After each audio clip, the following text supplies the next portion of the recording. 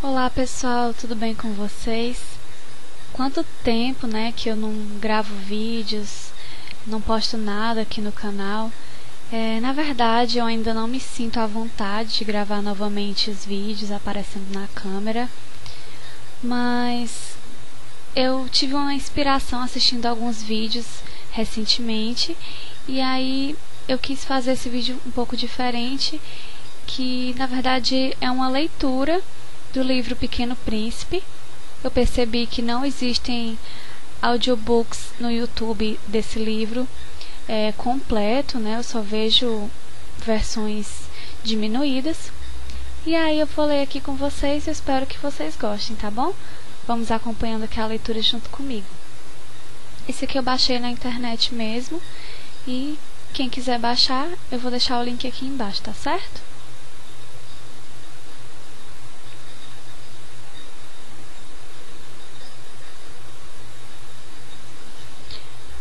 A Leon Werth.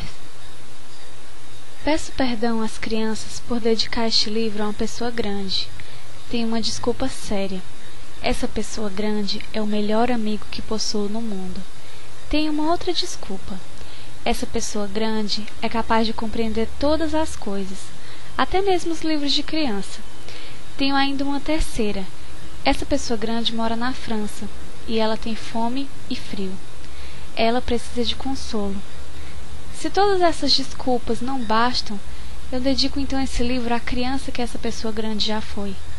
Todas as pessoas grandes foram um dia crianças, mas poucas se lembram disso. Corrige, portanto, a dedicatória a Leon Werth quando ele era pequenino. Certa vez, quando tinha 6 anos, vi num livro sobre a Floresta Virgem, Histórias Vividas, uma imponente gravura. Representava ela uma jiboia que engolia uma fera. Eis a cópia do desenho. Dizia o livro: as jiboias engolem, sem mastigar, a presa inteira. Em seguida, não podem mover-se e dormem os 6 meses da digestão. Refleti muito então sobre as aventuras da selva e fiz com lápis de cor o meu primeiro desenho. Meu desenho número 1 era assim. Mostrei minha obra-prima às pessoas grandes e perguntei se meu desenho lhes fazia medo. Responderam-me: por que um chapéu faria medo? Meu desenho não representava um chapéu, representava uma jiboia digerindo um elefante. Desenhei então o interior da jiboia a fim de que as pessoas grandes pudessem compreender. Elas têm sempre necessidade de explicações. Meu desenho número 2 era assim. As pessoas grandes aconselharam-me a deixar de lado os desenhos de jiboias abertas ou fechadas e dedicar-me de preferência à geografia, à história, ao cálculo, à gramática. Foi assim que abandonei, aos 6 anos, uma esplêndida carreira de pintor. Eu fora desencorajado pelo insucesso do meu desenho número 1 e do meu desenho número 2. As pessoas grandes não compreendem nada sozinhas, e é cansativo para as crianças estar toda hora explicando. Tive, pois, de escolher uma outra profissão e aprendi a pilotar aviões. Voei, por assim dizer, por todo o mundo. E a geografia, é claro, me serviu muito. Sabia distinguir num relance a China e o Arizona. É muito útil quando se está perdido na noite. Tive assim, no correr da vida, muitos contatos com muita gente séria. Vivi muito no meio das pessoas grandes. Vi-as muito de perto. Isso não melhorou de modo algum a minha antiga opinião. Quando encontrava uma que me parecia um pouco lúcida, fazia com ela a experiência do meu desenho número 1, que sempre conservei comigo. Eu queria saber se ela era verdadeiramente compreensível, mas respondia sempre: é um chapéu. Então, eu não lhe falava nem de jiboias, nem de florestas virgens, nem de estrelas. Punha-me ao seu alcance. Falava-lhe de bridge, de golfe, de política, de gravatas. E a pessoa grande ficava encantada de conhecer um homem tão razoável. Vivi, portanto, só, sem amigo com quem pudesse realmente conversar, até o dia, cerca de 6 anos atrás, em que tive uma pane no deserto do Saara. Alguma coisa se quebrara no motor. E como não tinha comigo mecânico ou passageiro, preparei-me para empreender sozinho um difícil conserto. Era, para mim, questão de vida ou de morte. Só dava para 8 dias a água que eu tinha. Na primeira noite, adormeci, pois, sobre a areia, a milhas e milhas de qualquer terra habitada. Estava mais isolado que um náufrago numa tábua, perdido no meio do mar. Imagine então a minha surpresa quando, ao despertar do dia, uma vozinha estranha me acordou. Dizia: "Por favor, desenha-me um carneiro." "Hein? Desenha-me um carneiro." Pus-me de pé, atingido por um raio. Esfreguei os olhos, olhei bem, e vi um pedacinho de gente inteiramente extraordinário, que me considerava com gravidade. Eis o melhor retrato que mais tarde consegui fazer dele.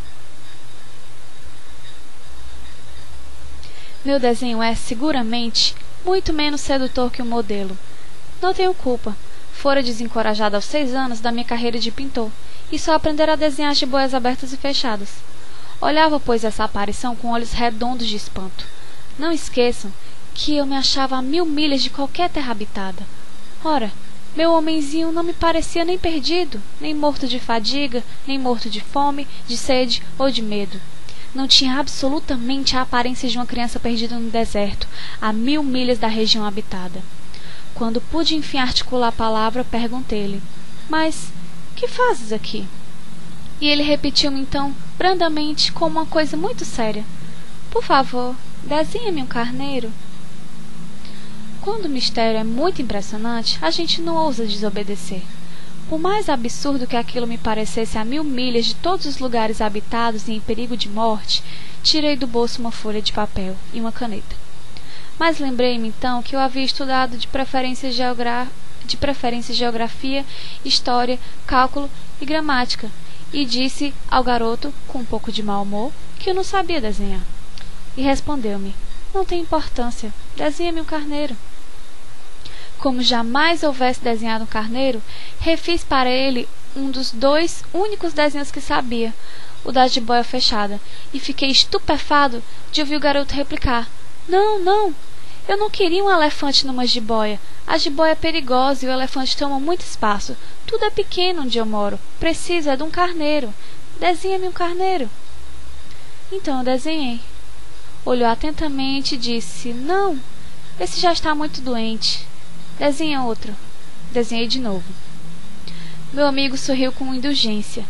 "Bem vês que isto não é um carneiro, é um bode. Olha os chifres." Fiz mais uma vez o desenho, mas ele foi recusado como os precedentes. "Este aí é muito velho. Quero um carneiro que viva muito."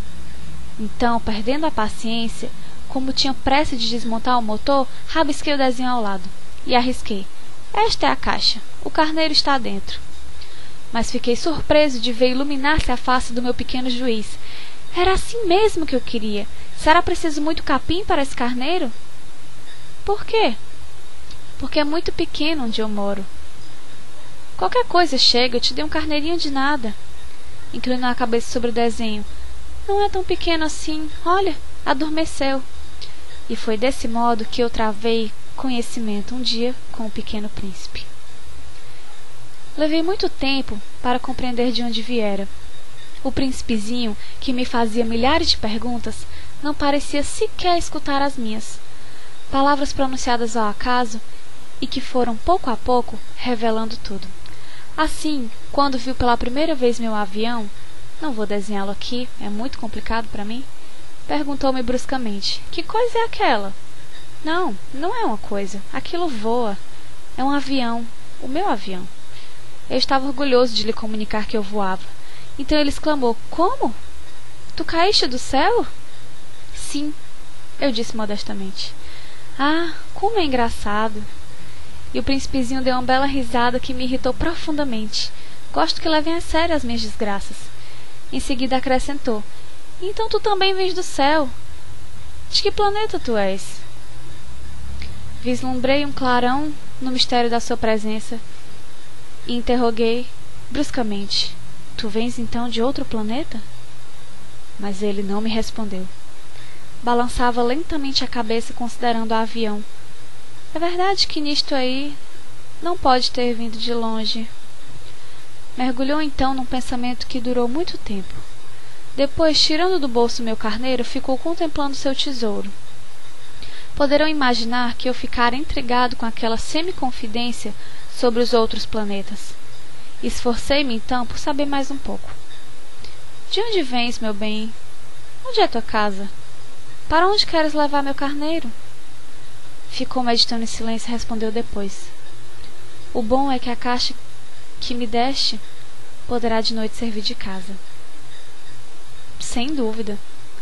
E se tu fores bonzinho, darei também uma corda para amarrá-lo durante o dia, e uma estaca. A proposta pareceu chocá-lo. Amarrar? Que ideia esquisita! Mas se tu não amarras, ele vai-se embora e se perde. E meu amigo deu uma nova risada. Mas onde queres que ele vá? Não sei, por aí, andando sempre para frente. Então o príncipezinho absorveu muito sério. Não faz mal, é tão pequeno onde eu moro. E depois, talvez com um pouco de melancolia, acrescentou ainda: quando a gente anda sempre para frente, não pode mesmo ir longe. Eu aprendera, pois, uma segunda coisa importantíssima. O seu planeta de origem era pouco maior que uma casa. Não era surpresa para mim. Sabia que além dos grandes planetas, Terra, Júpiter, Marte ou Vênus, aos quais se deram nomes, há centenas e centenas de outros por vezes tão pequenos que mal se veem no telescópio. Quando o astrônomo descobre um deles, dá-lhe por nome um número. Chama-o, por exemplo, asteroide 3251. Tenho sérias razões para supor que o planeta de onde vinha o príncipe era o asteroide B612. Esse asteroide só foi visto uma vez ao telescópio, em 1909, por um astrônomo turco. Ele fizera na época uma grande demonstração da sua descoberta num congresso internacional de astronomia. Mas ninguém lhe dera crédito por causa das roupas que usava. As pessoas grandes são assim.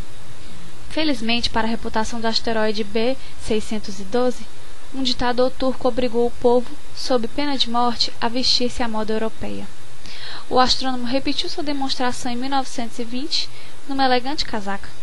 Então, dessa vez, todo mundo se convenceu. Se lhe dou esses detalhes sobre o asteroide B612 e lhes confio o seu número, é por causa das pessoas grandes. As pessoas grandes adoram números. Quando a gente lhes fala de um novo amigo, elas jamais se informam do essencial. Não perguntam nunca: qual é o som da sua voz? Quais os brinquedos que prefere? Será que ele coleciona borboletas? Mas perguntam: qual é a sua idade? Quantos irmãos tem ele? Quanto pesa? Quanto ganha seu pai?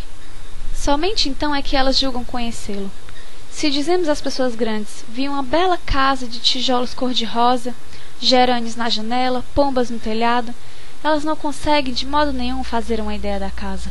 É preciso dizer-lhe: vi uma casa de 600 contos. Então elas exclamam: que beleza! Assim, se a gente lhes disser: a prova de que o príncipezinho existia é que ele era encantador, que ele ria e que ele queria um carneiro. Quando alguém quer um carneiro, é porque existe. Elas darão de ombros e nos chamarão de criança.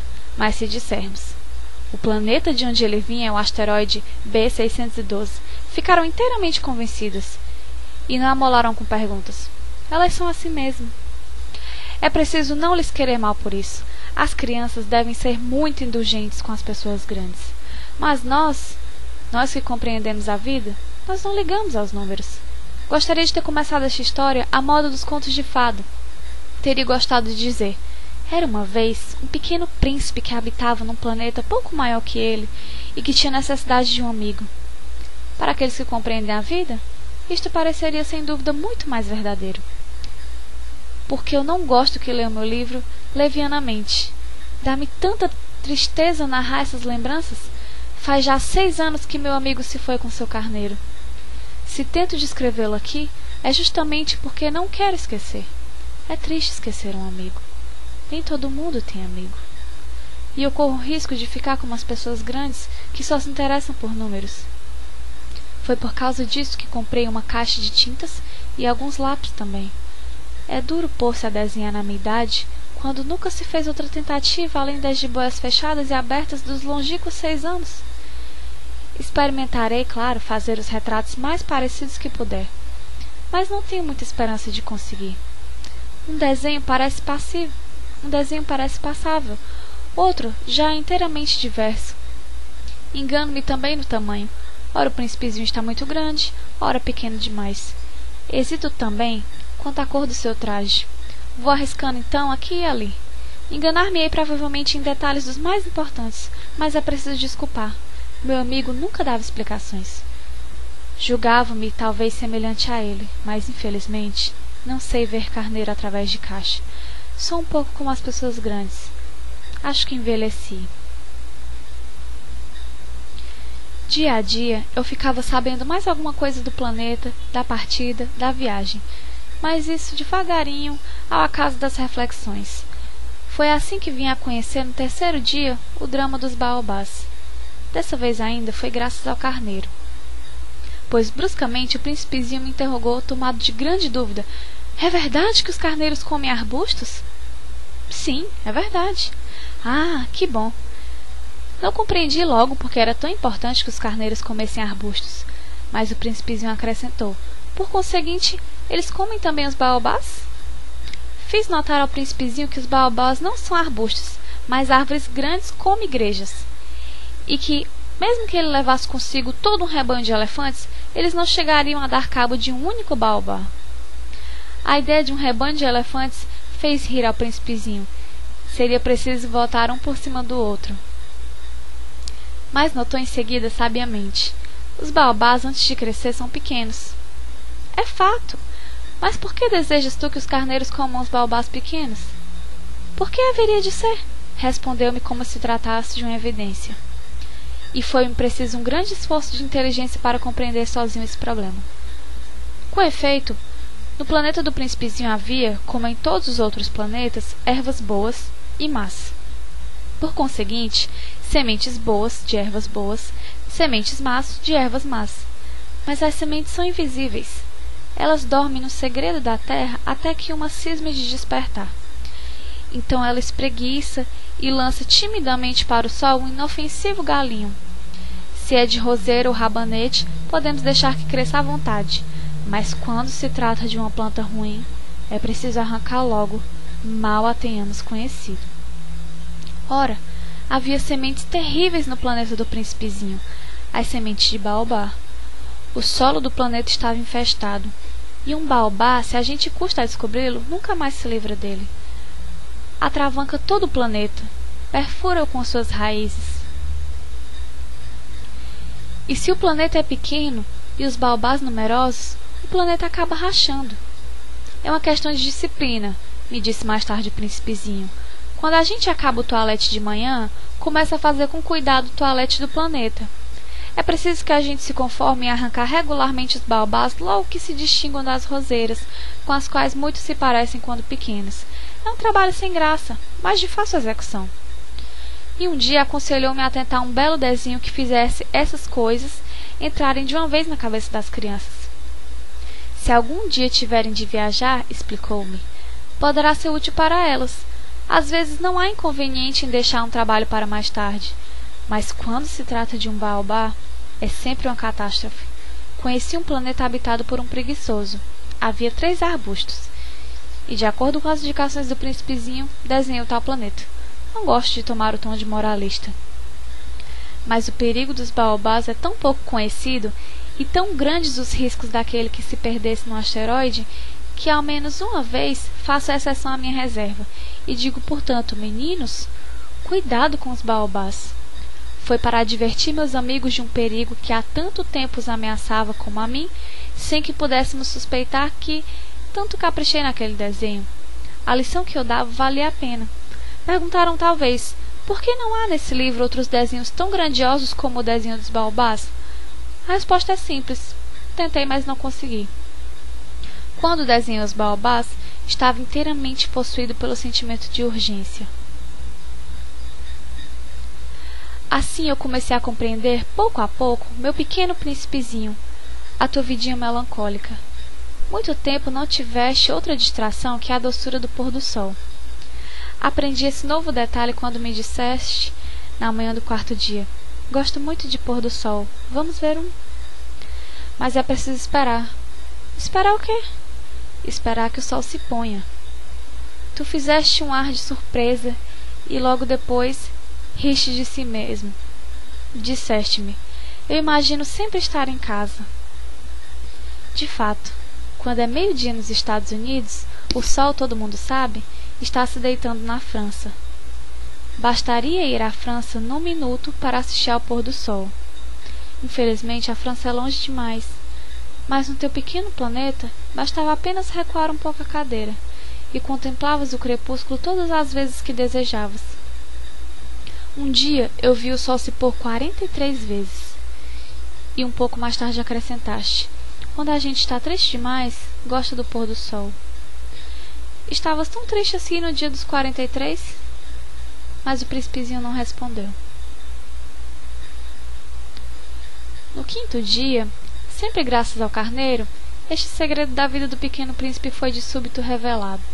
Perguntou-me, sem preâmbulo, como se fora o fruto de um problema muito tempo meditado em silêncio. Um carneiro, se come arbusto, come também as flores? Um carneiro come tudo o que encontra. Mesmo as flores que têm um espinho? Sim, mesmo as que têm. Então, para que servem os espinhos? Eu não sabia. Estava ocupadíssimo naquele instante, tentando desatarrachar do motor um parafuso muito apertado. Minha pane começava a parecer demasiado grave e em breve já não teria água para beber. Para que servem os espinhos? O príncipezinho jamais renunciava a uma pergunta depois que tivesse feito. Mas eu estava irritado com o parafuso e respondi qualquer coisa. Espinho não serve para nada.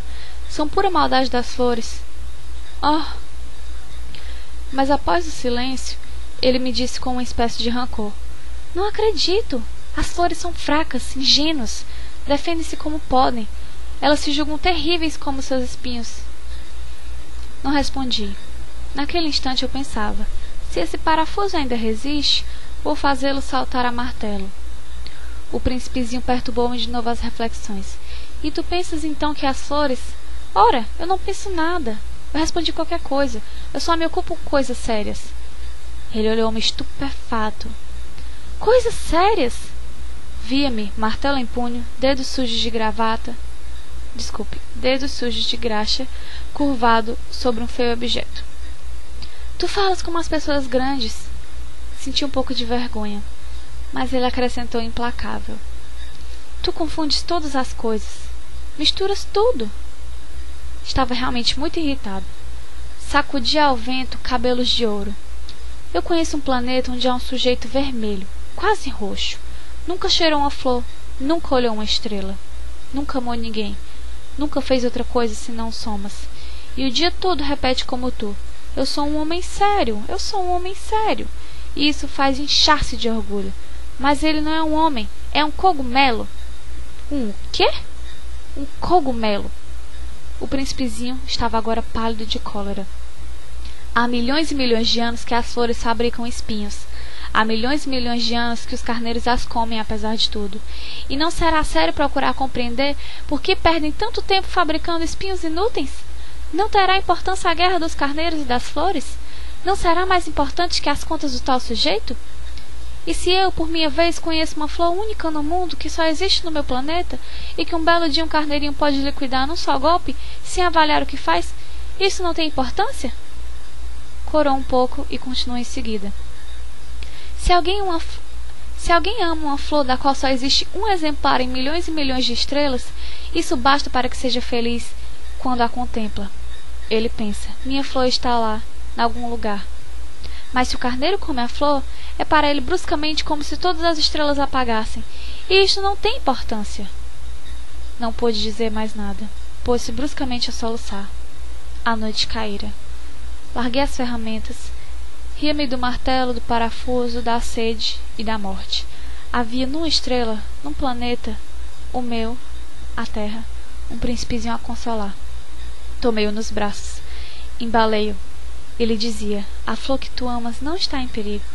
Vou desenhar uma pequena mordaça para o carneiro, uma armadura para a flor. Eu não sabia o que dizer. Sentia-me desajeitado. Não sabia como atingi-lo, onde encontrá-lo. É tão misterioso o país das lágrimas. Pude bem cedo conhecer melhor aquela flor. Sempre houvera no planeta do Pequeno Príncipe flores muito simples, ornadas de uma só fileira de pétalas e que não ocupavam lugar nem incomodavam ninguém.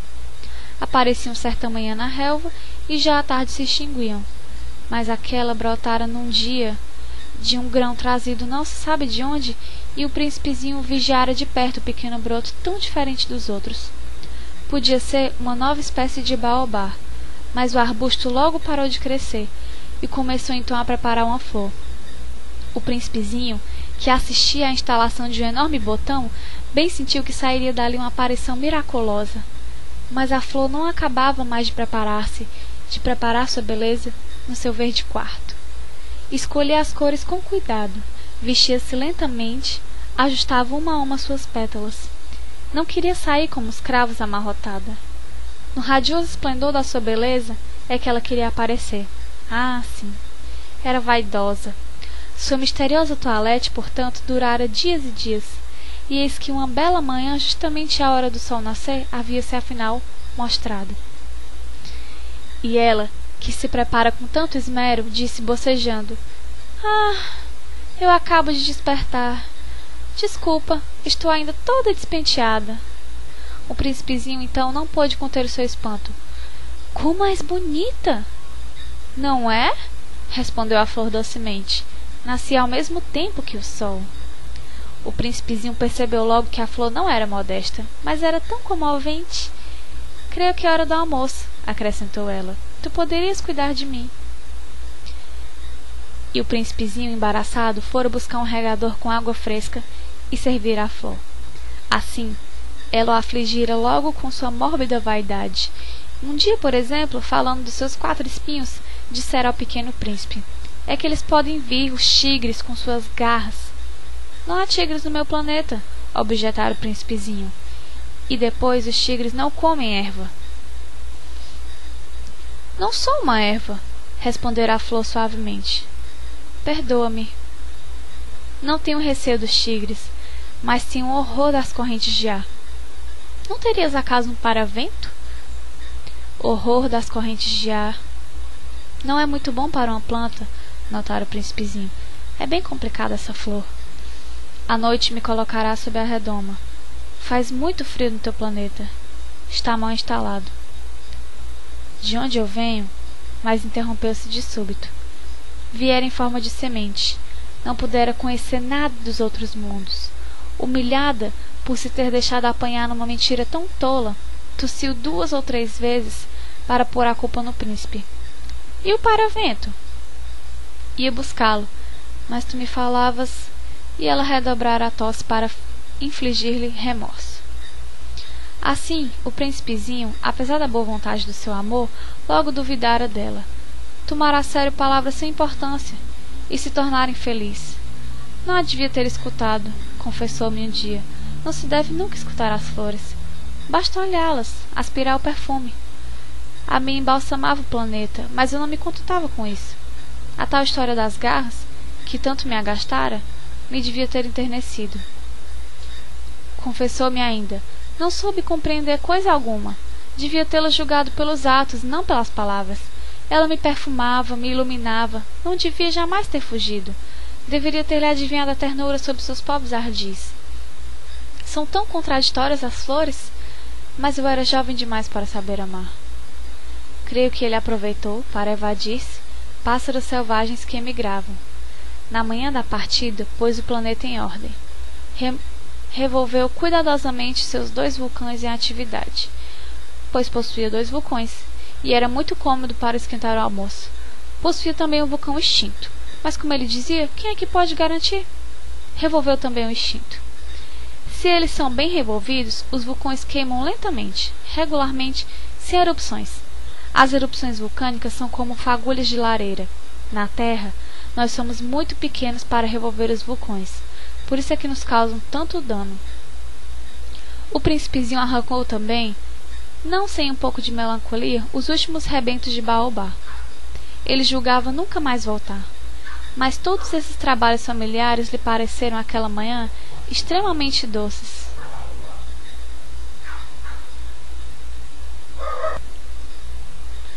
E quando regou pela última vez a flor e se dispunha a colocá-la sob a redoma, percebeu que estava com vontade de chorar.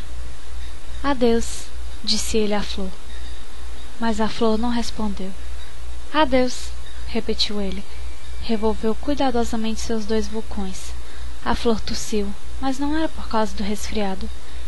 Eu fui uma tola, disse por fim. Peço-te perdão. Trata de ser feliz. A ausência de censuras o surpreendeu. Ficou parado, inteiramente sem jeito, com a redoma no ar. Não podia compreender essa calma doçura. É claro que eu te amo, disse-lhe a flor. Foi por culpa minha que não soubeste de nada. E isso não tem importância. Foste tão tolo quanto eu. Trata de ser feliz. Mas pode deixar em paz a redoma. Não preciso mais dela. Mas o vento... Não estou assim tão resfriada. O ar fresco da noite me fará bem. Eu sou uma flor. Mas os bichos... É preciso que eu suporte 2 ou 3 larvas se quiser conhecer as borboletas. Dizem que são tão belas. Do contrário, quem virá visitar-me? Tu estarás longe. Quanto aos bichos grandes, não tenho medo deles. Eu tenho as minhas garras. E ela mostrava ingenuamente seus 4 espinhos. Em seguida acrescentou: Não demores assim, que é exasperante. Tu decidiste partir. Vai-te embora. Pois ela não queria que ele a visse chorar. Era uma flor muito orgulhosa.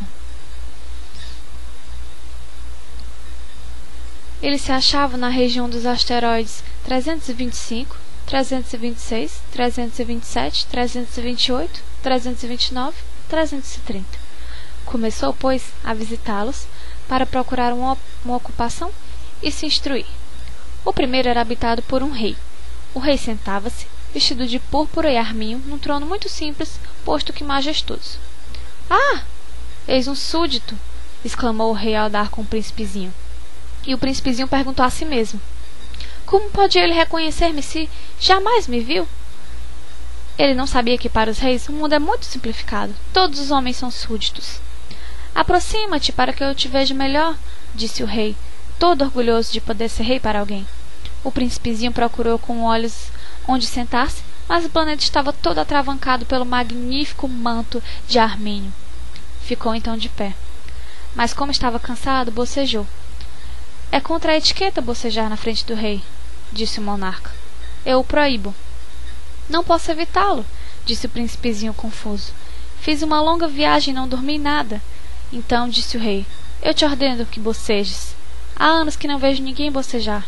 Os bocejos são uma raridade para mim. Vamos, boceja, é uma ordem. Isso me intimida, eu não posso mais, disse o príncipezinho todo vermelho. Respondeu o rei. Então, eu te ordeno ora bocejares e ora... Ele gaguejava um pouco e parecia vexado. Porque o rei fazia questão fechada que sua autoridade fosse respeitada. Não tolerava desobediência, era um monarca absoluto. Mas como era muito bom, dava ordens razoáveis. Se eu ordenasse, costumava dizer, que um general se transformasse em gaivota e o general não me obedecesse, a culpa não seria do general, seria minha. Posso sentar-me? Interrogou timidamente o príncipezinho. Eu te ordeno que te sentes, respondeu-lhe o rei, que puxou majestosamente um pedaço do manto de arminho. Mas o príncipezinho se espantava. O planeta era minúsculo. Sobre quem reinaria o rei? Majestade, eu vos peço perdão de ousar interrogar-vos. Eu te ordeno que me interrogues, apressou o rei a declarar. Majestade, sobre quem é que reinais? Sobre tudo, respondeu o rei com uma grande simplicidade. Sobre tudo? O rei, com um gesto discreto, designou seu planeta, os outros e também as estrelas. Sobre tudo isso? Sobre tudo isso, respondeu o rei, pois ele não era apenas um monarca absoluto, era também um monarca universal. E as estrelas vos obedecem? Sem dúvida, disse o rei, obedecem prontamente. Eu não tolero indisciplina. Um tal poder maravilhou o príncipezinho.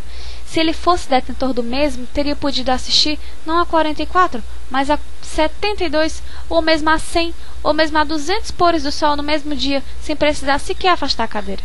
e como se sentisse um pouco triste à lembrança do seu pequeno planeta abandonado, ousou solicitar do rei uma graça.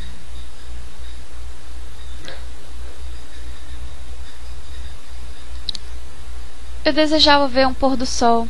Fazei-me esse favor, ordenar ao sol que se ponha. Se eu ordenasse ao meu general voar de uma flor a outra como borboleta, ou escrever uma tragédia, ou transformar-se em gaivota, e o general não executasse a ordem recebida, quem, ele ou eu, estaria errado? Vós, respondeu com firmeza o príncipezinho. Exato. É preciso exigir de cada um o que cada um pode dar, replicou o rei. A autoridade repousa sobre a razão. Se ordenares a teu povo que ele se lance ao mar, farão todos revolução. Eu tenho o direito de exigir obediência porque minhas ordens são razoáveis. E meu pôr do sol? Lembrou o príncipezinho, que nunca esquecia a pergunta que houvesse formulado. Teu pôr do sol, tu o terás, eu o exigirei. Mas eu esperarei, na minha ciência de governo, que as condições sejam favoráveis. Quando serão? Indagou o príncipezinho. Hein?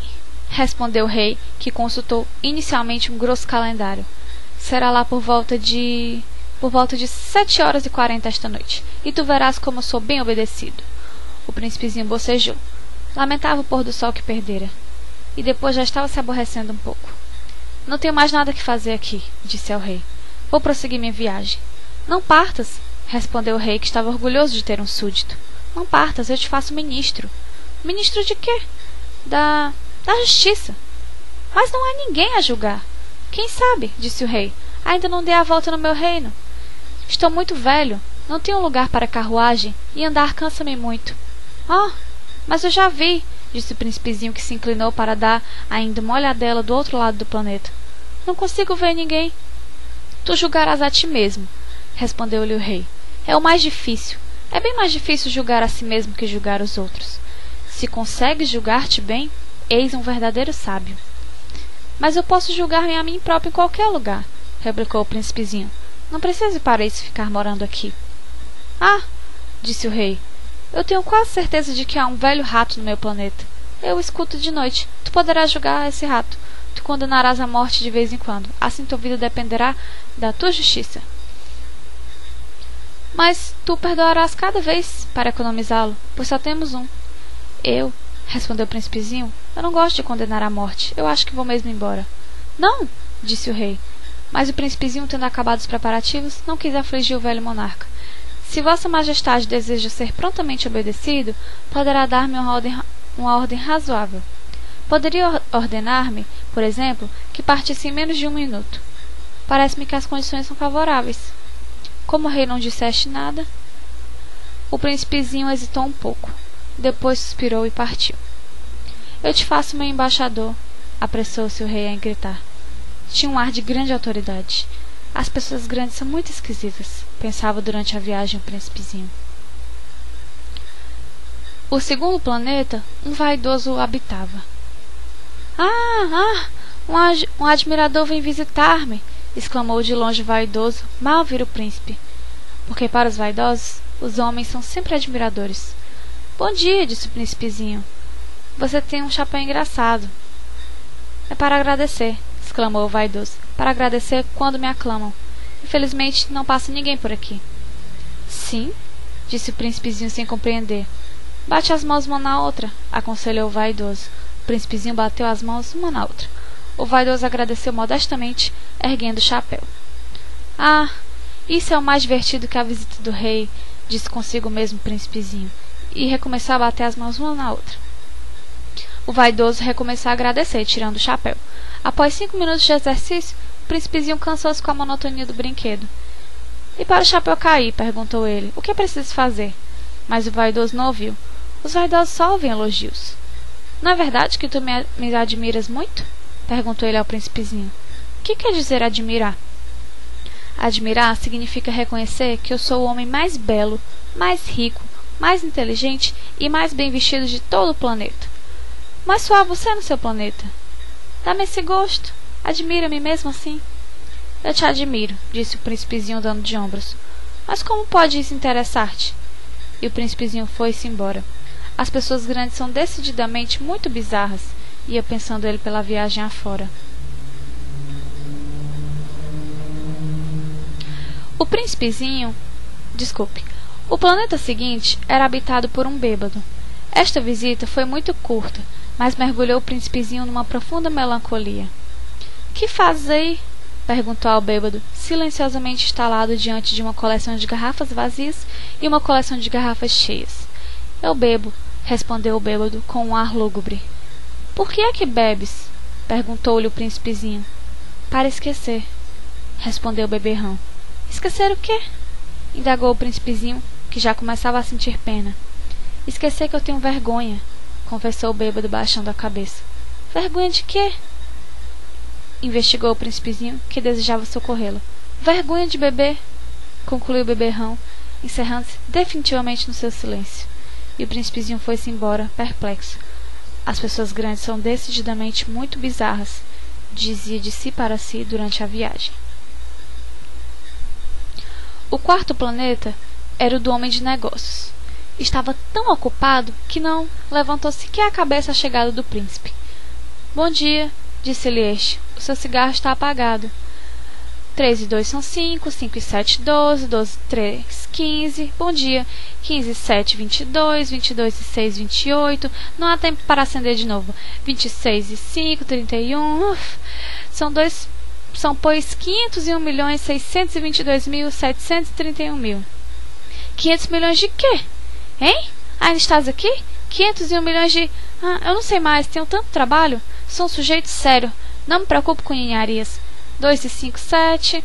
500 milhões de quê? Repetiu o príncipezinho, que nunca na sua vida renunciara a uma pergunta, uma vez que a tivesse feito. O homem de negócios levantou a cabeça. Há 54 anos que habita este planeta e só fui incomodado 3 vezes. A primeira vez foi há 22 anos, por um besouro caído não sei de onde. Fazia um barulho terrível e cometi 4 erros na soma. A segunda foi há 11 anos, por uma crise de reumatismo. Falta de exercício. Não tenho tempo para passeio, sou um sujeito sério. E a terceira é esta. Eu dizia, portanto, 501 milhões. Milhões de quê? O homem de negócios compreendeu que não havia esperança de paz. Milhões dessas coisinhas que se veem às vezes no céu. Moscas? Não, não. Essas coisinhas que brilham. Abelhas? Também não. Essas coisinhas douradas que fazem sonhar os ociosos. Eu cá sou um sujeito sério. Não tenho tempo para divagações. Ah, estrelas? Isso mesmo, estrelas. E que tu fazes de 500 milhões de estrelas? 501.622.731. Eu sou um sujeito sério, gosto de exatidão. E que fazes tu dessas estrelas? Que faço delas? Sim, nada. Eu as possuo. Tu possuis as estrelas? Sim, mas eu já vi um rei que... Reis não possuem, eles reinam sobre. É muito diferente. E de que te serve possuir as estrelas? Serve-me para ser rico. E para que te serve ser rico? Para comprar outras estrelas, se alguém achar. Esse aí, disse o príncipezinho para si mesmo, raciocínio um pouco como bêbado. No entanto, fez ainda algumas perguntas. Como pode a gente possuir as estrelas? De quem são elas? Respondeu ameaçador o homem de negócios. Eu não sei, de ninguém. Logo são minhas, porque pensei primeiro. Basta isso? Sem dúvida.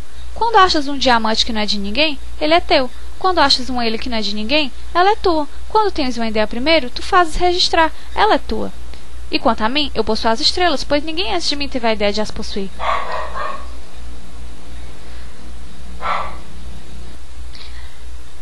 Isso é verdade, disse o príncipezinho.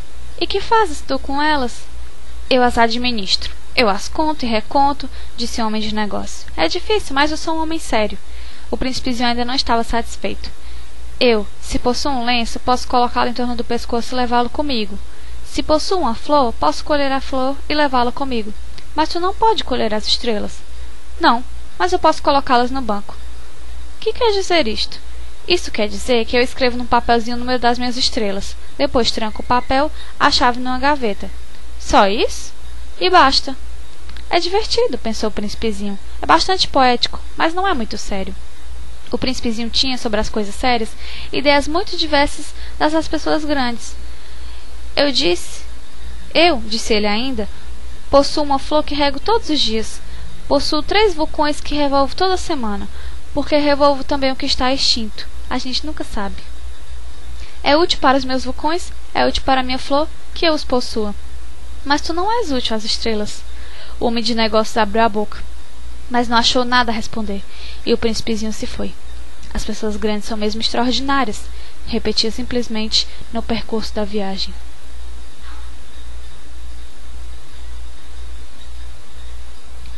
O quinto planeta era muito curioso. Era o menor de todos, mal dava para um lampião e um acendedor de lampiões.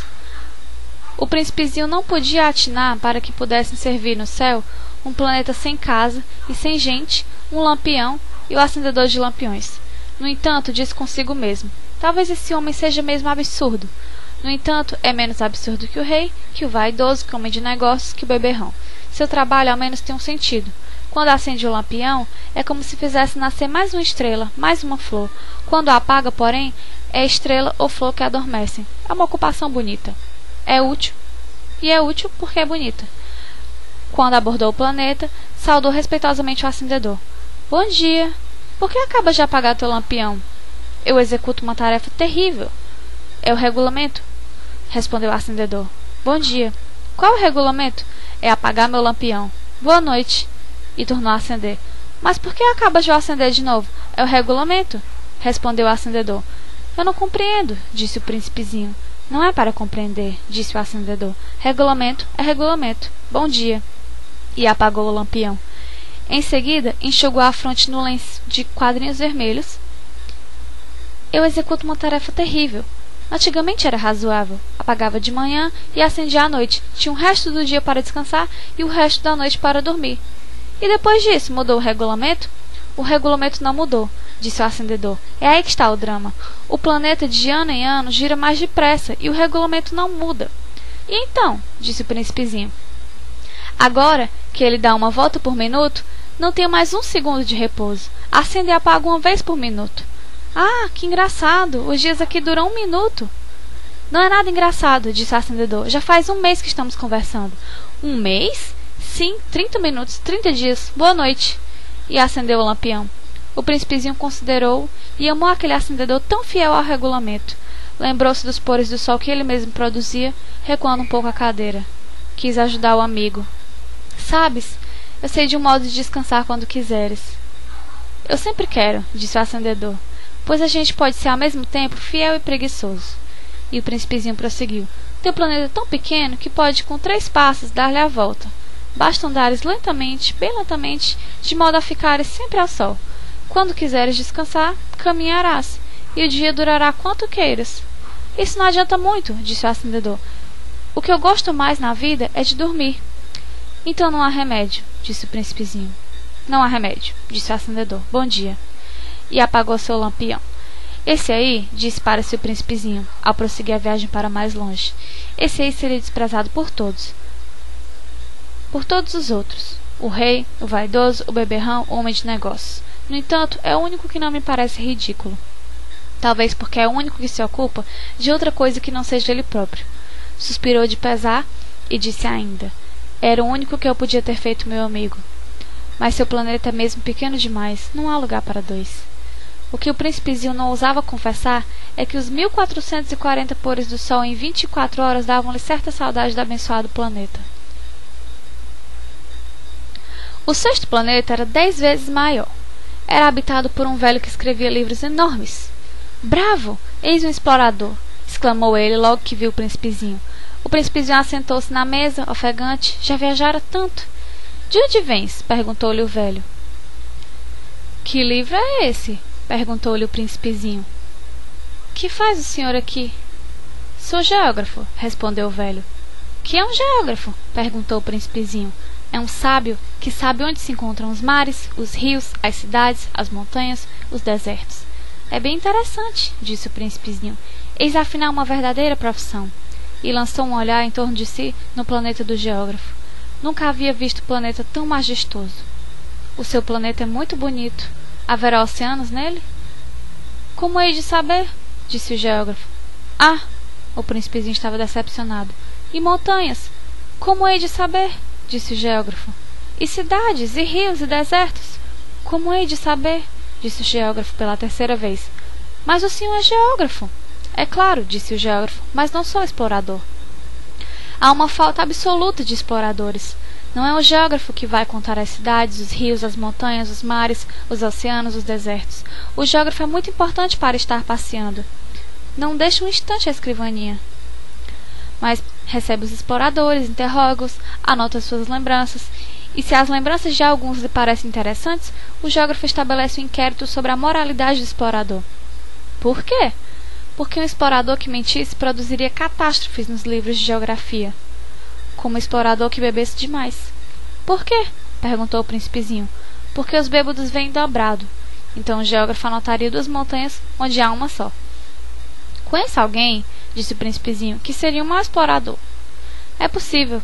Pois bem, quando a moralidade do explorador parece boa, faz-se uma investigação sobre sua descoberta. Vai-se ver? Não, seria muito complicado, mas exige-se do explorador que ele forneça provas. Tratando-se, por exemplo, de uma grande montanha, ele trará grandes pedras. O geógrafo de súbito se entusiasmou. Mas tu vens de longe. Tu és explorador. Tu vais me descrever o teu planeta. E o geógrafo, tendo aberto seu caderno, apontou o seu lápis. Anota-se primeiro a lápis as anotações dos exploradores. Espera-se para cobrir a tinta que o explorador tenha fornecido provas. Então? Interrogou o geógrafo. Ah! Onde eu moro, disse o príncipezinho. Não é interessante, é muito pequeno. Eu tenho 3 vulcões, 2 vulcões em atividade, um vulcão extinto. A gente nunca sabe. A gente nunca sabe, repetiu o geógrafo. Também tem uma flor. Mas nós não anotamos as flores, disse o geógrafo. Por que não? É o mais bonito. Porque as flores são efêmeras. O que quer dizer efêmera? As geografias, disse o geógrafo, são os livros de mais valor. Nunca ficam fora de moda. É muito raro que um monte troque de lugar. É muito raro um oceano esvaziar-se. Nós escrevemos coisas eternas. Mas os vulcões extintos podem se reanimar, interrompeu o príncipezinho. Que quer dizer efêmera? Que os vulcões estejam extintos ou não, isso dá no mesmo para nós, disse o geógrafo. O que nos interessa é a montanha. Ela não muda. Mas que quer dizer efêmera? Repetiu o príncipezinho, que nunca na sua vida renunciara a uma pergunta que tivesse feito. Quer dizer ameaçada de próxima desaparição. Minha flor está ameaçada de próxima desaparição? Sem dúvida. Minha flor é efêmera, disse o príncipezinho, e não tem mais que 4 espinhos para defender-se do mundo, e eu a deixei sozinha. E foi seu primeiro movimento de remorso, mas retomou coragem. Que me aconselha a visitar? Perguntou ele. O planeta Terra, respondeu o geógrafo. Gosto de grande reputação. E o príncipezinho se foi, pensando na flor. O 7º planeta foi, pois, a Terra. A Terra não é um planeta qualquer. Contam-se lá 111 reis, não esquecendo, é claro, dos reis negros, 7.000 geógrafos, 900.000 negociantes, 7,5 milhões de beberrões, 311 milhões de vaidosos, isto é, cerca de 2 bilhões de pessoas grandes. Para dar-lhes uma ideia das dimensões da Terra, eu lhes direi que, antes da invenção da eletricidade, era necessário manter para o conjunto dos 6 continentes um verdadeiro exército de 472.511 acendedores de lampiões. Isto fazia, visto um pouco de longe, um magnífico efeito. Os movimentos desse exército eram ritmados como os de uma balé de ópera. Primeiro vinha a vez dos acendedores de lampiões da Nova Zelândia e da Austrália. Esses, em seguida, acesos os lampiões, iam dormir. Entrava por sua vez a dança dos acendedores de lampiões da China e da Sibéria, e também desapareciam nos bastidores. Vinha a vez dos acendedores de lampiões da Rússia e das Índias, depois os da África e da Europa, depois os da América do Sul, os da América do Norte, e jamais se enganavam na ordem de entrada quando apareciam em cena. Era um espetáculo grandioso. Apenas 2, o acendedor do único lampião do Polo Norte e seu colega do único lampião do Polo Sul, levavam uma vida ociosa e descuidada. Trabalhavam 2 vezes por ano. Quando a gente quer fazer de graça, mente às vezes um pouco. Não fui lá muito honesta ao lhes falar dos acendedores de lampiões. Corro o risco de dar, àqueles que não conhecem nosso planeta, uma falsa ideia dele. Os homens ocupam, na verdade, muito pouco lugar na superfície da Terra. Se os 2 bilhões de habitantes que povoam a Terra se mantivessem de pé, colados um ao outro, como para um comício, acomodar-se-iam facilmente numa praça pública de 20 milhas de comprimento por 20 de largura. poder-se juntar a humanidade toda na menor das ilhas do Pacífico. As pessoas grandes não acreditaram, é claro. Elas julgam ocupar muito espaço. Imaginam-se tão importantes como os baobás. Digam-lhes, pois, que façam cálculo. Elas adoram os números, ficarão contentes com isso. Mas vocês não percam tempo com esse problema de aritmética inútil. Vocês acreditam em mim. O príncipezinho, uma vez na Terra, ficou, pois, muito surpreso de não ver ninguém. Já receara ter se enganado de planeta, quando o anel cor de lua remexeu na areia. Boa noite, disse o príncipezinho inteiramente ao acaso. Boa noite, disse a serpente. Em que planeta me encontro? Perguntou o príncipezinho. Na Terra, na África, respondeu a serpente. Ah, e não há ninguém na Terra? Tu és um bicho engraçado, disse ele, fino como um dedo. Aqui é o deserto. Não há ninguém nos desertos. A terra é grande, disse a serpente. O príncipezinho sentou-se numa pedra e ergueu os olhos para o céu. As estrelas são todas iluminadas. Não será para que cada uma possa um dia encontrar a sua? Olha, meu planeta está justamente em cima de nós. Mas como está longe? Teu planeta é belo, disse a serpente. Que vens fazer aqui? Tive dificuldades com uma flor, disse o príncipe. Ah! Exclamou a serpente, e se calaram. Onde estão os homens? Repetiu enfim o príncipezinho. A gente está um pouco só no deserto. Entre os homens também, disse a serpente. O príncipezinho olhou-a longamente. Tu és um bichinho engraçado, disse ele, fino como um dedo. Mas eu sou mais poderoso do que o dedo de um rei, disse a serpente. O príncipezinho sorriu. Tu não és tão poderosa assim. Tu tens sequer umas patas. Não podes sequer viajar. Eu posso levar-te mais longe que um navio, disse a serpente. Ela enrolou-se na perninha do príncipe como um bracelete de ouro. Aquele que eu toco, eu o devolvo à terra de onde veio, continuou a serpente. Mas tu és puro, tu vens de uma estrela. O príncipezinho não respondeu. Tenho pena de ti, tão fraco nessa terra de granito. Posso ajudar-te um dia se tiveres muita saudade do teu planeta. Posso. Oh! Compreendi muito bem, disse o príncipezinho. Mas por que falas sempre por enigmas? Eu os resolvo todos os dias. Eu os resolvo todos, disse a serpente, e calaram-se os dois.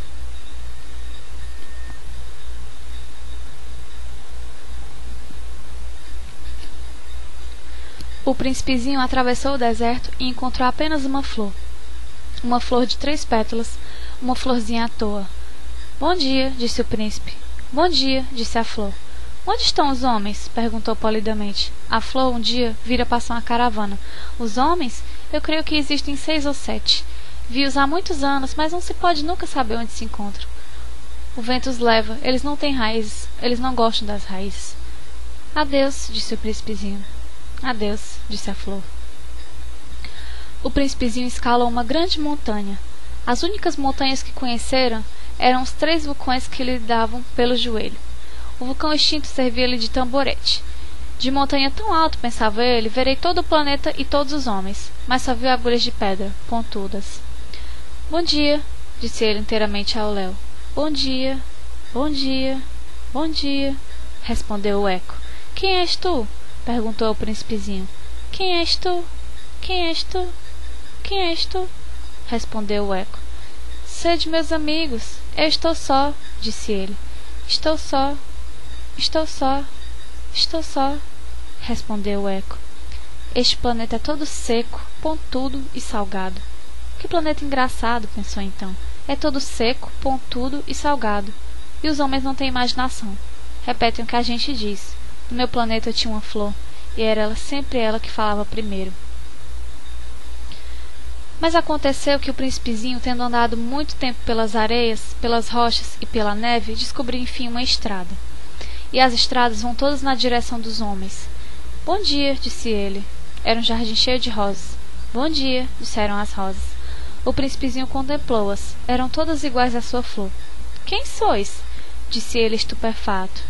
Somos rosas, disseram as rosas. Ah! Exclamou o príncipezinho, e ele sentiu-se extremamente infeliz. Sua flor lhe havia contado que ela era a única de sua espécie em todo o universo, e eis que havia 5.000 iguaizinhas no seu jardim. Ela haveria de ficar bem vermelha, pensou ele, se visse isto. Começaria a tossir e fingiria morrer para escapar ao ridículo, e eu então teria que fingir que cuidava dela, porque senão, só para me humilhar, ela era bem capaz de morrer de verdade. Depois refletiu ainda. Eu me julgava rico de uma flor sem igual, e é apenas uma rosa como a que eu possuo. Uma rosa e 3 vulcões que me dão pelo joelho, um dos quais extinto para sempre. Isso não faz de mim um príncipe muito grande. E deitado na relva, ele chorou. E foi então que apareceu a raposa. Bom dia, disse a raposa. Bom dia, disse polidamente o príncipezinho, que se voltou, mas não viu nada. Eu estou aqui, disse a voz embaixo da macieira. Quem és tu? Perguntou o príncipezinho. Tu és bem bonita. Sou uma raposa, disse a raposa. Vem brincar comigo, propôs o príncipezinho. Estou tão triste. Eu não posso brincar contigo, disse a raposa. Não me cativaram ainda. Ah, desculpa, disse o príncipezinho. Após uma reflexão, acrescentou. Que quer dizer cativar? Tu não és daqui, disse a raposa. Que procuras? Procuro os homens, disse o príncipezinho. Que quer dizer cativar? Os homens, disse a raposa, têm fuzis e caçam. É bem cômodo. Criam galinhas também. É a única coisa interessante que eles fazem. Tu procura galinhas? Não, disse o príncipezinho. Eu procuro amigos. Que quer dizer cativar? É uma coisa muito esquecida, disse a raposa. Significa criar laços. Criar laços? Exatamente, disse a raposa. Tu não és ainda para mim senão um garoto inteiramente igual a 100.000 outros garotos. E eu não tenho necessidade de ti. E tu não tens também necessidade de mim. Eu não passo a teus olhos de uma raposa igual a 100.000 outras raposas. Mas, se tu me cativas, nós teremos necessidade um do outro. Serás para mim único no mundo, e eu serei para ti única no mundo. Começo a compreender, disse o príncipezinho. Existe uma flor, eu creio que ela me cativou. É possível, disse a raposa. Vê-se tanta coisa na terra. Oh, não foi na terra, disse o príncipezinho. A raposa pareceu intrigada. Num outro planeta? Sim. Há caçadores nesse planeta? Não. Que bom! E galinhas? Também não. Nada é perfeito, suspirou a raposa. Mas a raposa voltou à sua ideia. Minha vida é monótona. Eu caço as galinhas e os homens me caçam. Todas as galinhas se parecem e todos os homens se parecem também. E por isso eu me aborreço um pouco. Mas se tu me cativas, minha vida será como que cheia de sol. Conhecerei um barulho de passos que será diferente dos outros. Os outros passos me fazem entrar debaixo da terra. O teu me chamará para fora da toca, como se fosse música. E depois, olha, vês lá longe os campos de trigo? Eu não como pão. O trigo para mim é inútil. Os campos de trigo não me lembram coisa alguma, e isso é triste. Mas tu tens cabelos cor de ouro. Então será maravilhoso quando tiveres me cativado. O trigo, que é dourado, fará lembrar-me de ti, e eu amarei o barulho do vento do trigo. A raposa calou-se e considerou por muito tempo o príncipe. Por favor, cativa-me, disse ela. Bem quisera, disse o príncipezinho, mas eu não tenho muito tempo. Tenho amigos a descobrir e muitas coisas a conhecer. A gente só conhece bem as coisas que cativou, disse a raposa. Os homens não têm mais tempo de conhecer coisa alguma. Compram tudo prontinho nas lojas. Mas como não existem lojas de amigos, os homens não têm mais amigos. Se tu queres um amigo, cativa-me. O que é preciso fazer? Perguntou o príncipezinho. É preciso ser paciente, respondeu a raposa. Tu te sentarás primeiro um pouco longe de mim, assim na relva. Eu te olharei com o canto do olho e tu não dirás nada. A linguagem é uma fonte de mal-entendidos, mas cada dia te sentarás mais perto. No dia seguinte, o príncipezinho voltou. Teria sido melhor voltares à mesma hora, disse a raposa. Se tu vens, por exemplo, às 4 da tarde, desde as 3 eu começarei a ser feliz. Quanto mais a hora for chegando, mais eu me sentirei feliz. Às 4 horas, então, estarei inquieta e agitada. Descobrirei o preço da felicidade. Mas se tu vens a qualquer momento, nunca saberei a hora de preparar o coração. Eu preciso ritos. O que é um rito? Perguntou o príncipezinho. É uma coisa muito esquecida também, disse a raposa. É o que faz com que um dia seja diferente dos outros dias, uma hora das outras horas. Os meus caçadores, por exemplo, possuem um rito. Dançam na quinta-feira com as moças da aldeia. A quinta-feira, então, é o dia maravilhoso. Vou passear até a vinha. Se os caçadores dançassem qualquer dia, os dias seriam todos iguais e eu não teria férias. Assim o príncipezinho cativou a raposa. Mas quando chegou a hora da partida, a raposa disse: Ah, eu vou chorar. A culpa é tua, disse o príncipezinho. Eu não te queria fazer mal, mas tu quisesse que eu te cativasse. Quis, disse a raposa. Mas tu vais chorar, disse o príncipezinho. Vou. disse a raposa. Então não sais lucrando nada. Eu lucro, disse a raposa, por causa da cor do trigo. Depois ela acrescentou: vai ver as rosas, tu compreenderás que a tua é a única no mundo. Tu voltarás para me dizer adeus, e eu te farei presente de um segredo. Foi o príncipezinho rever as rosas. Vós não sois absolutamente iguais às minhas rosas. Vós não sois nada ainda. Ninguém vos cativou ainda, nem cativastes a ninguém. Sois como era a minha raposa. Era uma raposa igual a 100.000 outras, mas eu fiz dela um amigo. Ela é agora única no mundo. E as rosas estavam desapontadas. Sois belas, mas vazias, disse ele ainda. Não se pode morrer por vós. Minha rosa, sem dúvida, um transeunte qualquer pensaria que se parece convosco. Ela sozinha é, porém, mais importante que vós todas, pois foi a ela que eu reguei. Foi a ela que eu pus sob a redoma. Foi a ela que abriguei com o paravento. Foi dela que eu matei as larvas, exceto 2 ou 3 por causa das borboletas. Foi ela que eu escutei queixasse ou gabasse, ou mesmo calasse algumas vezes. É a minha rosa. E voltou então a raposa. Adeus, disse ele. Adeus, disse a raposa. Eis o meu segredo. É muito simples. Só se vê o bem com o coração. O essencial é invisível aos olhos. O essencial é invisível para os olhos, repetiu o príncipezinho a fim de se lembrar. Foi o tempo que perdeste com a tua rosa que fez tua rosa tão importante. Foi o tempo que eu perdi com a minha rosa, repetiu o príncipezinho a fim de se lembrar. Os homens esqueceram essa verdade, disse a raposa, mas tu não a deves esquecer. Tu te tornas eternamente responsável por aquilo que cativas. Tu és responsável pela rosa. Eu sou responsável pela minha rosa, repetiu o príncipezinho a fim de se lembrar. Bom dia, disse o príncipezinho. Bom dia, respondeu o guarda-chaves. Que fazes aqui? Perguntou-lhe o príncipezinho.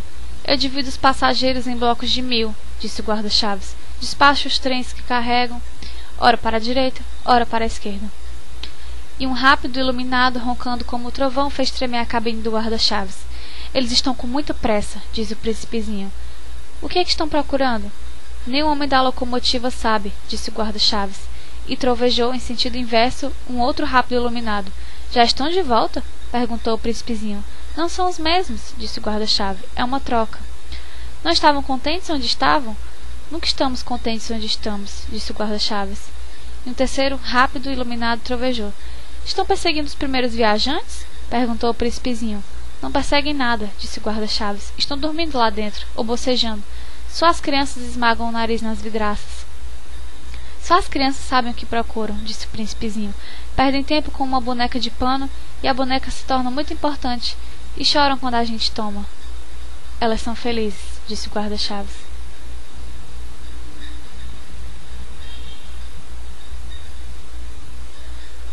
Bom dia, disse o príncipezinho. Bom dia, disse o vendedor. Era um vendedor de pílulas aperfeiçoadas que aplacavam a sede. Toma-se uma por semana e não é mais preciso beber. Por que vendes isso? Perguntou o príncipezinho. É uma grande economia de tempo, disse o vendedor. Os peritos calcularam. A gente ganha 53 minutos por semana. E o que se faz então com 53 minutos? O que a gente quiser. Eu, pensou o príncipezinho, se tivesse 53 minutos para gastar, iria caminhando passo a passo, mãos no bolso, na direção de uma fonte. Estávamos no 8º dia de minha pane, justamente quando bebi a última gota da minha provisão de água, foi que ouvi a história do vendedor. Ah, disse eu ao príncipezinho, são bem bonitas as tuas lembranças, mas eu não consertei ainda meu avião. Não tenho mais nada para beber. E eu seria feliz, eu também, se pudesse ir caminhando passo a passo, mãos no bolso, na direção de uma fonte. Minha amiga raposa me disse: meu caro, não se trata mais de raposa. Por quê? Porque vamos morrer de sede. Ele não compreendeu meu raciocínio e respondeu: é bom ter tido um amigo, mesmo se a gente vai morrer. Eu estou muito contente de ter tido a raposa por amiga. Não avalie o perigo, disse eu. Não tem nunca fome ou sede. Um raio de sol lhe basta. Mas ele me olhou e respondeu ao que eu pensava. Tenho sede também. Procuramos um poço. Eu fiz um gesto de desânimo. É absurdo procurar um poço ao acaso na imensidão do deserto. No entanto, pusemos-nos a caminho. Já tínhamos andado horas em silêncio quando a noite caiu e as estrelas começaram a brilhar. Eu as via como em sonho, porque tinha um pouco de febre por causa da sede. As palavras do príncipezinho dançavam-me na memória. Tu tens sede também? Perguntei-lhe. Mas não respondeu à minha pergunta. Disse apenas: a água pode ser boa para o coração. Não compreendi sua resposta e calei-me. Eu bem sabia que não adiantava interrogá-lo. Ele estava cansado, sentou-se, sentei-me junto dele. E após um silêncio disse ainda: as estrelas são belas por causa de uma flor que não se vê. Eu respondi mesmo e fitei sem falar a ondulação da areia enluarada. O deserto belo, acrescentou. E era verdade. Eu sempre amei o deserto. A gente se senta numa duna de areia, não se vê nada, não se escuta nada, e no entanto no silêncio alguma coisa irradia. E o que torna belo o deserto, disse o príncipezinho, é o que ele esconde um poço em algum lugar. Fiquei surpreso por compreender de súbito esta misteriosa irradiação da areia. Quando eu era pequena, habitava uma casa antiga e diziam as lendas que ali fora enterrado um tesouro. Ninguém, é claro, conseguira descobrir. Nem talvez mesmo procurou. Mas ele encantava a casa toda. Minha casa escondia um tesouro no fundo do coração. Quer se trate de casa, das estrelas ou do deserto, disse eu ao príncipezinho, o que faz a sua beleza é invisível. Estou contente, disse ele, que esteja de acordo com a raposa. Como o príncipezinho adormecesse, tomei-o nos braços e prossegui a caminhada. Eu estava comovido. Tinha a impressão de carregar um frágil tesouro. Parecia-me mesmo não haver na terra nada mais frágil. Considerava a luz da lua, a fronte pálida, os olhos fechados, as mechas de cabelo que tremiam ao vento. E eu pensava, o que eu vejo não é mais que uma casca. O mais importante é invisível. Como seus lábios entreabertos esboçassem um sorriso, pensei ainda. O que tanto me comove nesse príncipe adormecido é sua fidelidade a uma flor. É a imagem de uma rosa que brilha nele como a chama de uma lâmpada, mesmo quando dorme. Eu o pressentia então mais frágil ainda. É preciso proteger as lâmpadas com cuidado. Um sopro as pode apagar. E caminhando assim, eu descobri o poço. O dia estava raiando. Os homens, disse o príncipezinho, se enfurnam nos rápidos, mas não sabem o que procuram. Então eles se agitam, ficam rodando à toa. E acrescentou: e isso não adianta. O poço a que tínhamos chegado não se parecia de forma alguma com os poços do Saara. Os poços do Saara são simplesmente buracos na areia. Aquele parecia um poço de aldeia, mas não havia ali aldeia alguma, e eu julgava sonhar. É estranho, disse eu ao príncipezinho. Tudo está preparado, a rodana, o balde e a corda. Ele riu, pegou a corda e fez girar a rodana. E a rodana gemeu como gemem os velhos cataventos quando o vento dormiu por muito tempo. Tu escutas? Disse o príncipe. Estamos acordando o poço. Ele canta. Eu não queria que ele fizesse esforço. Deixa que eu puxe, disse eu. É muito pesado para o teu tamanho. Lentamente içei o balde até em cima e o instalei com cuidado na borda do poço. Os meus ouvidos permaneciam ainda o canto da roldana, e na água que ainda brilhava via tremer o sol. Tenho sede dessa água, disse o príncipezinho. Dá-me de beber. E eu compreendi o que ele havia buscado. Levantei-lhe o balde até a boca. Ele bebeu de olhos fechados. Era doce como uma festa. Essa água era muito mais que um alimento. Nascera da caminhada sob as estrelas, do canto da roldana, do esforço do meu braço. Era boa para o coração, como um presente. Quando eu era pequeno, todo o esplendor do presente de Natal estava também na luz da árvore, na música da missa de meia-noite, na doçura dos risos. Os homens do teu planeta, disse o príncipezinho, cultivam 5.000 rosas no mesmo jardim e não encontram o que procuram. Não encontram, respondi. E, no entanto, o que eles buscam poderia ser achado numa só rosa ou num pouquinho d'água. É verdade. E o príncipezinho acrescentou. Mas os olhos são cegos. É preciso buscar com o coração. Eu havia bebido. Respirava facilmente. A areia é cor de mel quando amanhece, e a cor de mel me fazia feliz. Por que haveria eu de estar triste? É preciso, disse baixinho o príncipe, que cumpras a tua promessa. Ele estava de novo sentado junto a mim. Que promessa? Tu sabes, a mordaça do meu carneiro. Eu sou responsável pela flor. Tirei do bolso as minhas tentativas de desenho. O príncipezinho os viu e disse rindo. Teus baobás parecem um pouco repolhos. Oh! Eu estava tão orgulhoso dos meus baobás. Tua raposa, as orelhas dela, parecem chifres, são compridas demais. Ele riu outra vez. Tu és injusto, meu bem. Eu só sabia desenhar jiboias abertas e fechadas. Não faz mal, disse ele, as crianças entendem. Rabisquei, portanto, uma pequena mordaça. Mas senti, ao entregá-la, um aperto no coração. tens projetos que eu ignoro. Ele me respondeu, mas disse: lembras da minha queda na terra? Amanhã será um aniversário. Depois, após um silêncio, acrescentou: caí pertinho daqui. E ficou vermelho ao dizê-lo. E de novo, sem compreender porquê, eu senti um estranho pesar. No entanto, ocorreu-me a pergunta: então não foi por acaso que vagava sozinho quando te encontrei lá? Há 8 dias, a milhas e milhas de qualquer região habitada. Não estarias voltando ao ponto da queda? O príncipezinho ficou vermelho de novo, e eu acrescentei hesitando: terá sido por causa do aniversário? O príncipezinho ficou mais vermelho. Não respondia nunca às perguntas. Mas quando a gente fica vermelho, não é o mesmo que dizer sim? Ah, disse-lhe eu tenho medo. Mas ele respondeu: tu deves agora trabalhar, ir em busca do teu aparelho. Espero-te aqui e volto amanhã de tarde. Mas eu não estava tranquilo. Lembrava-me da raposa. A gente corre o risco de chorar um pouco quando se deixou cativar. Havia do lado do poço a ruína de um velho muro de pedra. Quando voltei do trabalho no dia seguinte, vi de longe o príncipezinho sentado no alto com as pernas balançando. E escutei dizer: tu não te lembras, então? Não foi bem aqui o lugar. Uma outra voz devia responder-lhe, porque replicou em seguida: não estou enganado. O dia é este, mas não o lugar. Prossegui o caminho para o muro. Continuava a não ver ninguém. No entanto, o príncipezinho replicou novamente: está bem. Tu verás onde começa na areia o sinal dos meus passos. Basta esperar-me. Estarei ali esta noite.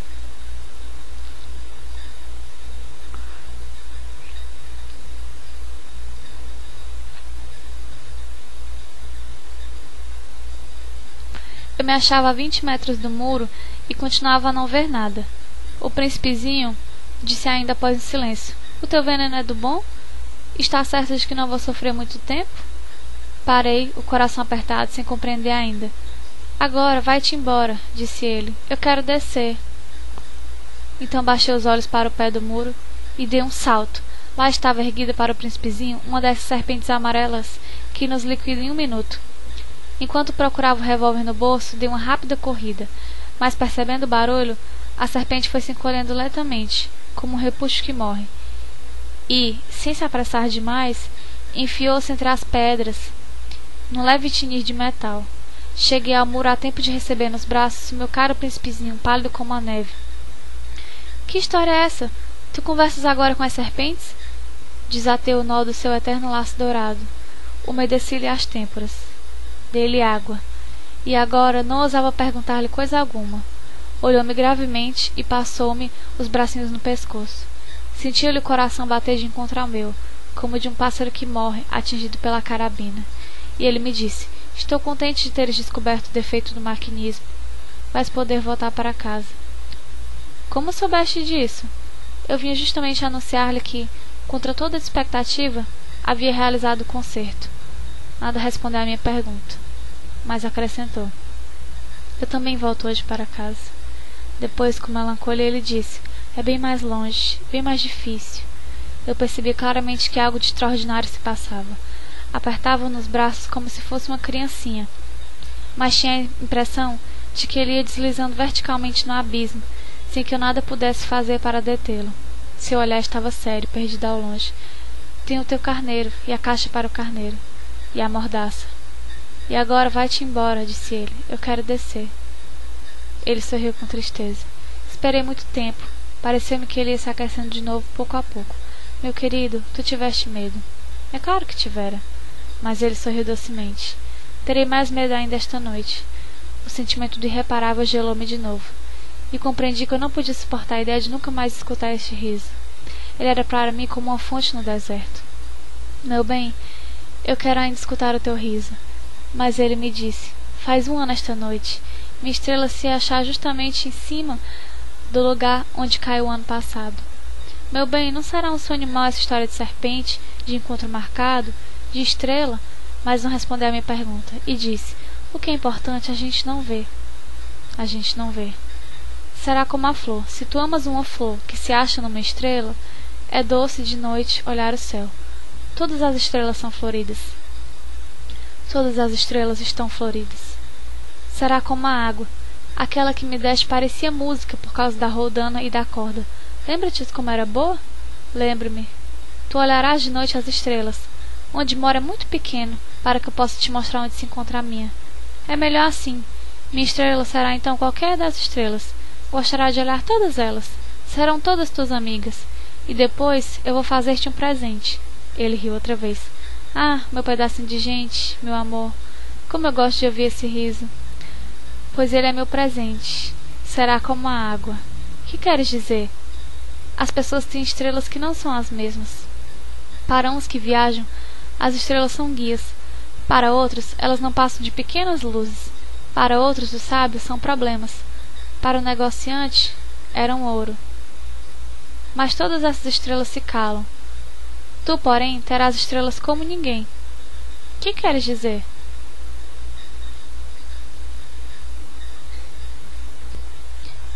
Quando olhares o céu de noite, porque habitarei uma delas, porque numa delas estarei rindo, então será como se todas as estrelas te rissem, e tu terás estrelas que sabem rir. E ele riu mais uma vez. E quando te houveres consolado, a gente sempre se consola, tu te sentirás contente por teres me conhecido. Tu serás sempre meu amigo, terás vontade de rir comigo. E abrirás às vezes a janela à toa, por gosto, e teus amigos ficarão espantados de ouvir-te rir olhando o céu. Tu explicarás então, sim, as estrelas, elas sempre me fazem rir, e eles te julgarão maluco. Será uma peça que te prego. E riu de novo. Será como se eu tivesse dado, em vez de estrelas, montões de guizos que riem. E riu de novo mais uma vez, depois ficou sério. Esta noite, tu sabes, não venhas. Eu não te deixarei. Eu parecerei de sofrer. Eu parecerei morrer. É assim. Não venhas ver, não vale a pena. Eu não te deixarei. Mas ele estava preocupado. Eu digo isto também por causa da serpente. É preciso que não te morda. As serpentes são más. Podem morder por gosto. Eu não te deixarei. Mas uma coisa o tranquilizou. Elas não têm veneno, é verdade, para uma segunda mordida. Essa noite não viu pôr-se a caminho. Evadiu-se sem rumo. Quando consegui apanhá-lo, estava decidido a passo rápido. Disse-me apenas, ah, estás aqui. E ele tomou-me pela mão. Mas afligiu-se ainda. Fizeste mal, tu sofrerás. Eu parecerei morto e não será verdade. Eu me calava. Tu compreendes, é longe demais. Eu não posso carregar esse corpo. É muito pesado. Eu me calava. Mas será como uma velha casca abandonada. Uma casca de árvore não é triste. Eu me calava. Perdeu um pouco da coragem, mas fez ainda um esforço. Será bonito, sabes? Eu também olharei as estrelas. Todas as estrelas serão poços como uma rodana enferrujada. Todas as estrelas me darão de beber. Eu me calava. Será tão divertido, tu terás 500 milhões de guizos e eu terei 500 milhões de fontes. E ele se calou também porque estava chorando. É aqui, deixa-me dar um passo sozinho. E sentou-se porque tinha medo. Disse ainda, tu sabes, minha flor, eu sou responsável por ela. Ela é tão frágil, tão ingênua, tem 4 espinhos de nada para defendê-la do mundo. Eu sentei-me também, pois não podia mais ficar de pé. Ele disse, pronto, acabou-se. Hesitou ainda um pouco, depois ergueu-se. Deu um passo. Eu não podia mover-me. Houve apenas um clarão amarelo perto da sua perna. Permaneceu por um instante imóvel. Não gritou. Tombou devagarinho como uma árvore tomba. Não fez sequer barulho por causa da areia. E agora certamente já se vão 6 anos. Jamais contaram essa história. Os camaradas ficaram contentes de ver-me são e salvo. Eu estava triste, mas dizia, é o cansaço. Agora já me consolei um pouco, mas não de todo. Sei que ele voltou ao seu planeta, pois ao raiar do dia não lhe encontrei o corpo. Não era um corpo tão pesado assim. E gosto à noite de escutar as estrelas. 500 milhões de guizos. Mas ei que sucede uma coisa extraordinária. Na mordaça que desenhei para o príncipezinho, esqueci de juntar a correia. Não poderá jamais prendê-la ao carneiro. E eu pergunto então, o que se terá passado no planeta? Pode bem ser que o carneiro tenha comido a flor. Ora eu penso, certamente que não. O príncipezinho encerra a flor todas as noites na redoma de vidro e vigia bem o carneiro.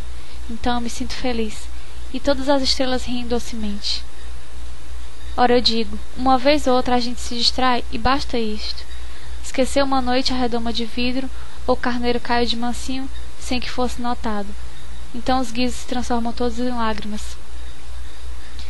Eis aí um mistério bem grande. Para vocês que amam também o príncipezinho, como para mim, todo o universo muda de sentido se num lugar que não sabemos onde, um carneiro que não conhecemos comeu ou não uma rosa. Olhem o céu, perguntem, terá ou não terá o carneiro comido a flor? E verão como tudo fica diferente. E nenhuma pessoa grande jamais compreenderá que isso tenha tanta importância. Esta é, para mim, a mais bela paisagem do mundo, e também a mais triste. É a mesma da página precedente, mas desenhei de novo para mostrá-la bem. Foi aqui que o príncipezinho apareceu na terra, e desapareceu depois. Olhem atentamente esta paisagem para que estejam certos de reconhecê-la se viajarem um dia na África, através do deserto. E se acontecer passarem ali, eu lhes suplico que não tenham pressa e que esperem um pouco bem debaixo da estrela. Se então o menino vier ao encontro de vocês, se ele ri, se tem cabelos de ouro, se não responde quando interrogo, adivinharão quem é. Então, por favor, não me deixem tão triste. Escrevam-me depressa que ele voltou.